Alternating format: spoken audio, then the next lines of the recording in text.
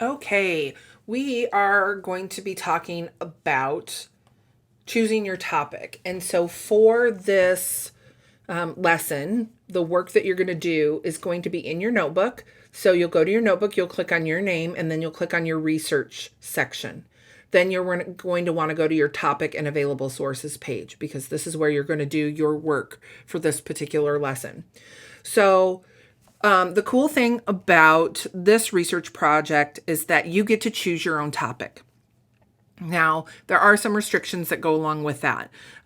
We do need to make sure that we connect what we're doing to school in some way. And so I'm going to show you how to do that today. I'm going to kind of model for you some steps you can take to choose a topic and then how to connect it to school. So let's get started with that.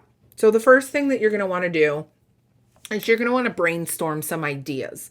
So we're going to be working on this project for about a month, and that's a long time to work with one topic. So you want to make sure whatever you choose, it's something that you're super interested in. If you're not interested in it, you're going to get bored after a week or two. So please make sure that it's something that's going to keep you interested and engaged in your work for about a month.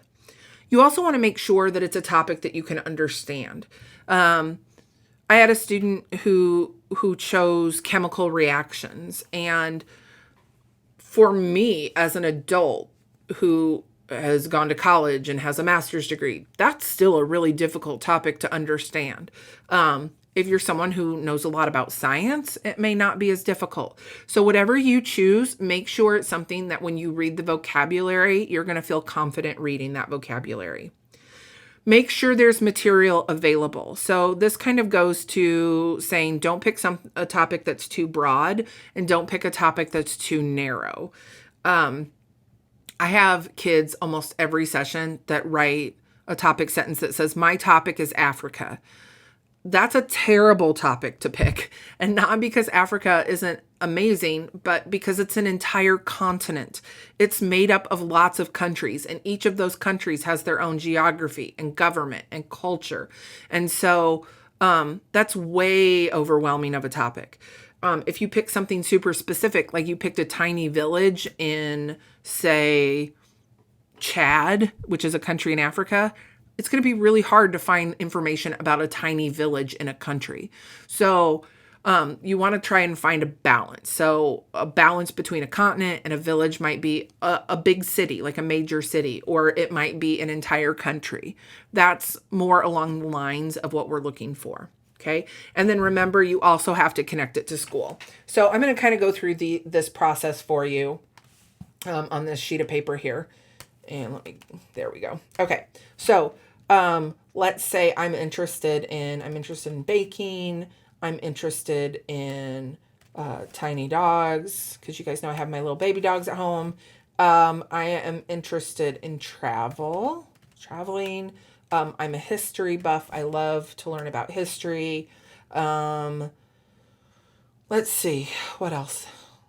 I think that's a good list for now. You don't want too much stuff because then it gets overwhelming. So baking, I just think that would be a really hard topic. So I'm going to cross that one out. Tiny dogs would be fine, but there are lots of different toy breeds, and I already know a lot about the breed of dog that I have. So I'm going to cross that out. Traveling and history, to me, these kind of connect. And so I think these two might be really they go together really well. So right now I am kind of interested in the royal family.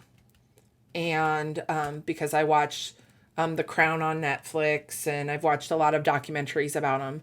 And when I think about the royal family, I think about England.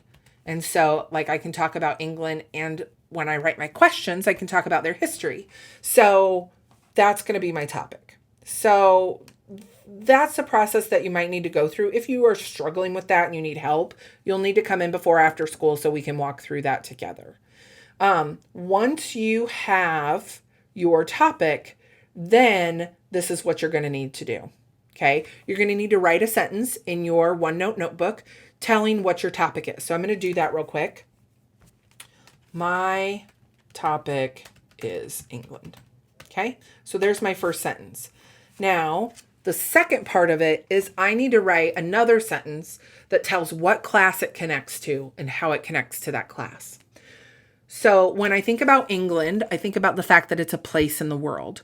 And when I think about places in the world and what class I might learn about places in the world in, I think about social studies. Even if England is not a place that I'm learning about or will learn about in social studies, that is still one of the things you do in social studies, is to learn about places in the world. So that is how I'm going to connect it to class. Okay. That's what I mean by that connection does not have to be super strict or super tight. It can be a real loosey-goosey connection, as long as in your mind you can make that connection. If that's something you're struggling with, a couple of things. You might either want to pick a different topic that you are able connect to school, or you'll want to come see me so that we can walk through that together and see if we can find a connection. Okay? So here's my second sentence. This topic connects to social studies because in social studies we study places in the world. Okay? So that's what the topic sentence should look like. The second part of this assignment is you have to show that there are plenty of credible sources available for your topic. And for that, we're going to use Destiny. So up here at the top, I have Destiny open. This is the Papillion Middle School Destiny page.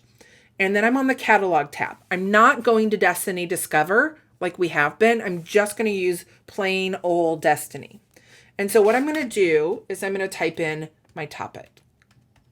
And it's really important with Destiny that you spell things right. If you don't spell things right, she gets a little angry and she won't give you the results that you're looking for. Then I'm going to click the keyword button. And you see what I get is I get a whole big old list of different sources that we have in our library for England. But I don't want you to use printed sources for this particular project. I really want you to stick with digital sources. The reason for that is because that's how you're going to do your research throughout most of your life, is through digital sources. And so let's learn how to use the correct digital sources in the correct way. So once you get to the screen, you're going to come over here and you'll see my mouse dancing around towards the right side of the screen. And we're on the titles tab, but I want you to go to the websites tab. And you'll see here that it says 1 through 25 of 1,000. And that means there are over 1,000 different resources that in some way, shape, or form connect to the topic of England. Maybe not exactly, but in some way. And all you need is for this number right here, this 1,000, to be at least 21. I know that if there are 1,000 sources about England, that at least 21 of them are going to be good, credible sources for me. So I need to take a screenshot of this. So depending on what device you're using, that's going to be different. Hopefully you know on the computer that you're using how to screenshot. If it is a school computer, on the top row of keys, you'll see functions, F1, F2, F3. All of those are function keys. And to the right of F12, there is a key that says PRT SCR. So what you do is you would click that button. Nothing is going to happen, or you're not going to think anything is happening, but it's going to take a screenshot of what you're looking at. It doesn't make a sound. It doesn't make a flash. It just takes a screenshot. And then you're going to go back to your notebook and you're going to paste that screenshot in your notebook. You do that by pressing Control and then V. Okay, so I'm going to do this on my Mac, so it looks a little different on a Mac. So once you have your screenshot, you are going to, again, Control V, and it's going to put that screenshot right in your notebook underneath where the screenshot is. Okay, so that's where you click and paste it. And it might take, you'll notice that mine's taking a little bit of time to load. Yours might do that too. That's okay. Just wait till it loads. And then there you go. That's all you need. So you have your sentence and then you also have your screenshot. So those are the two pieces of this assignment. And if you do that, you've just earned 14 out of 70 points. Okay. Anybody whose topic isn't a great topic for this particular research project, you and I will talk during class and we'll get you to a point where you have a good, solid topic. If you have questions, again, come see me before or after school so that we can go over those and make sure that you're confident so that when we go on to the next step, you're ready to go. Thanks, everybody.